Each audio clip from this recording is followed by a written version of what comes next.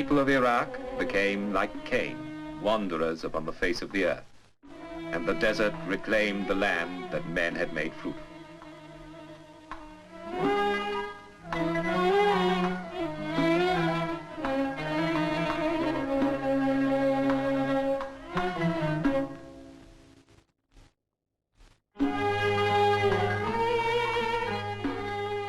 But in the dark ages that followed, the people of Iraq survived, sustained by the bond of a common religion, their faith in Islam.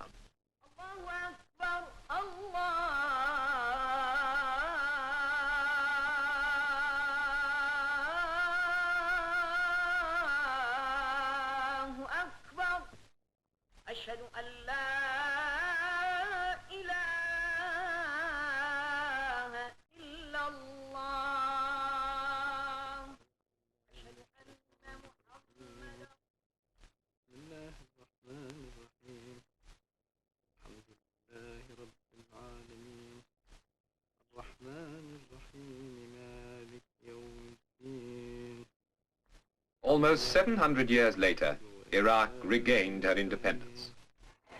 In 1953, the young kingdom celebrated its first 21 years of existence and the crowning of a young king, the direct descendant of the Prophet.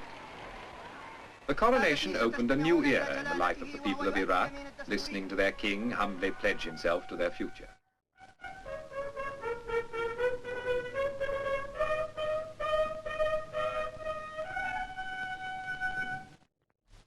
أقسم بالله أنني أحافظ على أحكام القانون الأساسي واستقلال البلاد والإخلاص للأمة والوطن.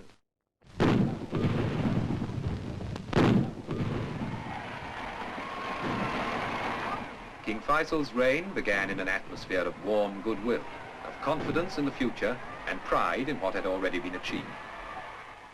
In the first 21 years of Iraq's independence, modern industries have taken root.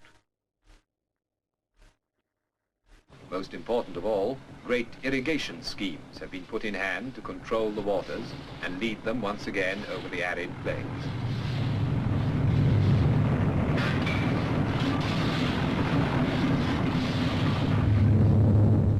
Iraq's other great natural wealth is oil, untapped until this century. But now her oil fields are being continuously developed, and the revenue from this new wealth is being used to create more wealth for the betterment of the country.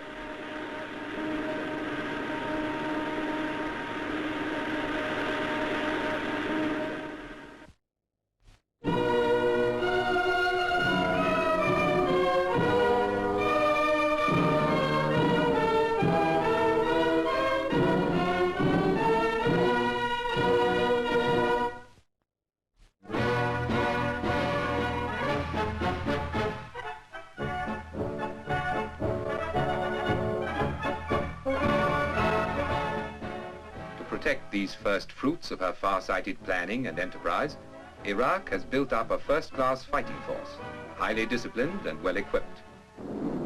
Water is flowing once more, flowing from the rivers back onto the land, making the desert green again.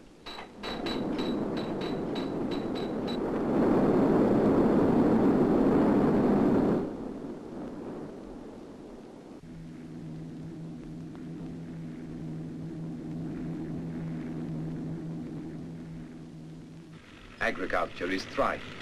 Modern machinery and new techniques promise new prosperity. The face of the land is changing.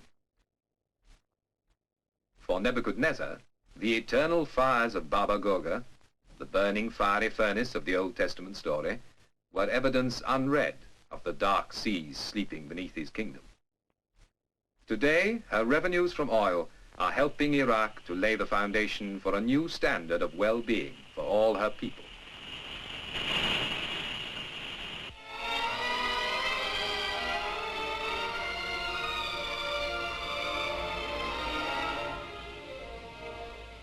The young people of today know that life for them is going to be different and better, far better than it was for their fathers. Their fathers had to tramp for miles through the dust of summer and the winter's mud to the few primitive schools of their day. Now new schools and colleges are giving the youth of the country a proper start in life. When you see these young girls in their Western clothes, so assured and confident, you're inclined to forget how surprised their mothers would have been at the idea of training for jobs their daughters take in their stride, jobs they thought that only men could and should do.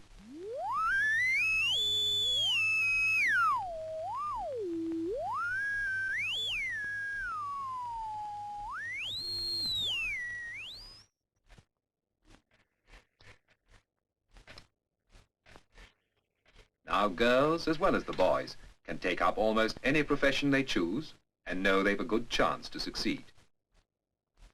For all these young people now, there is the chance of a good education and of good health, the primary needs of any people.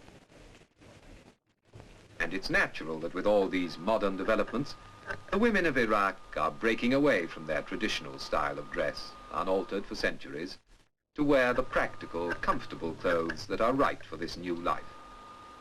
It's a turn of events significant of wider change, of a more liberal attitude to life, of a greater interest in the arts.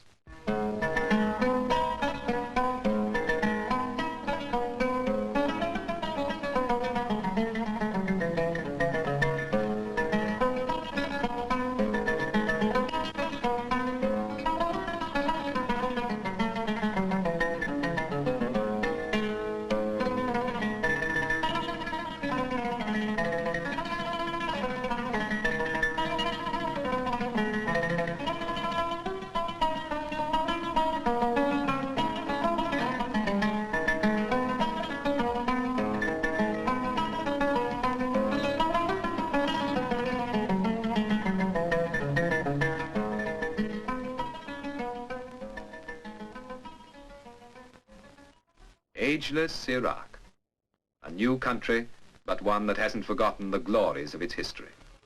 A country that is now emerging from the shadows of its past to a future bright with promise, ready to inherit its true place at the center of the Middle East.